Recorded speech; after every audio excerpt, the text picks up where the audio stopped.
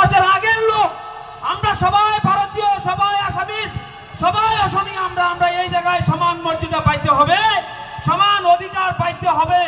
আমরা বিগত কালে বহুত আমরা পার্টিকে ভোট দিছি, কংগ্রেসকে ভোট দিছি, এআইডিএফকে ভোট দিছি, অন্যান্য বিভিন্ন দলকে আমরা ভোট দিয়ে দেখছি। আমাদের সমস্যার জায়গাতে থাকে, তারা কিন্তু মন্ত্রী হয়, তারা এমএলএ হয়, তারা এমপি হয়ে যায়, আমাদের সমস্যা কিন্তু সমাধান হয় না। এই জন্যেই আমরা বলছিলাম অখিল গগৈকে যে আপনি সংগ্রামী নেতা, আপনি এতদিন আসামের নিপীড়িত নির্যাতিত যত লোক আছে, হিন্দু হোক মুসলমান হোক, সবার জন্য আপনি আন্দোলন করছেন, আপনি সংগ্রাম করছেন। সংগ্রামের জড়িয়ে বহু সমস্যার সমাধান হয়েছে, কিন্তু বহু সমস্যার সমাধান হইতেছে না।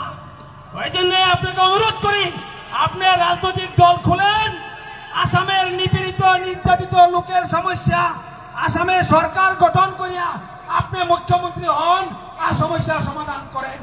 এটা আমাদের ওনাকে অনুরোধ ছিল, আর আমাদের অনুরোধ রক্ষা করিয়া অখিল গগৈ দেবে এখন রাজনৈতিক দলের সভাপতি হয়েছে, উনি বিধায়ক নির্বাচিত হয়েছে। আগামী 2026 সালের নির্বাচনে আমরা সারা আসামের টার্গেট নিচে অতি কমেও 25টা এমএলএ আমরা নির্বাচিত করা লাগবো।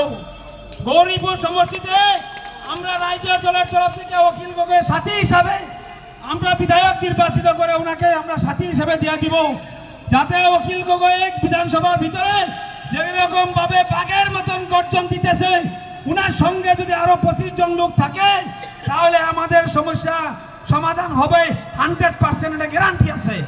গতিকে যেহেতু অখিল গগৈ দেব কোনোদিনও দালালি করে নাই, কোনোদিনও আমাদের রাইজের নিয়ে আমাদের পাবলিককে নিয়ে উনি কোনো ধরনের রাজনীতি করে নাই, উনি সবসময় সংগ্রামী মানুষ, সংগ্রাম করে থাকে। কতবার জেলে গেছে আপনারা সবাই জানেন, কার জন্য গেছে। উনার কোনো ধরনের ওইরকম মারপিটের কেস নাই, কারোবার মাটি বেদখল করছে ওইরকম কেস নাই। যতগুলি কেস আছে সব কেস কেবলমাত্র আপনার জন্য আমার জন্য, উনি সংগ্রাম করার জন্য আসাম সরকার ভারত সরকার ওনাকে কেস দিয়ে জেলে পাঠায়।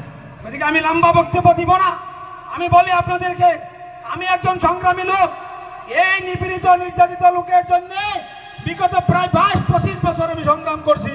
আমি বলছি এনআরসি থেকে নিয়ে গড়াকহনিয়া বানপানি ডি ভোটার সারা সমস্যা নিয়ে আমরা সংগ্রাম করে দেখছি, সংগ্রামের সমাধান হইতেছে না। ভালো লোক আমাদের নেতা নির্বাচিত করতে লাগবো। ভালো লোক মানে ধন সম্পত্তি থাকা লোককে বোঝায় না। ভালো লোক মানে আপনাকে আমাকে যে ভালোবাসে, আপনাকে আমাকে যে আমাদের সমস্যা নিয়ে যে রাত্রে চিন্তা করে, আমরা যেরকম সেইরকম লোক আমরা নির্বাচিত করতে হবে। আমাদের অখিল গগৈ দেব আমাদের নেতা, উনি সারা আসাম আন্দোলন করে ঘুরতেছে, সারা আসাম সংগ্রাম করতেছে। আমাদের এই গৌরীপুর সমষ্টির, আমাদের ধুবুরী জেলার যত সমস্যা আছে, এই সমস্যাগুলি নিয়েও উনি দিসপুরে, দিল্লিতে, বিধানসভার ভিতরে, বিধানসভার বাইরে উনি আন্দোলন করেন। ওদিকে আমি আর লম্বা কথা বলবো না, অখিল গগৈ দেব আপনাকে বক্তব্য রাখবো।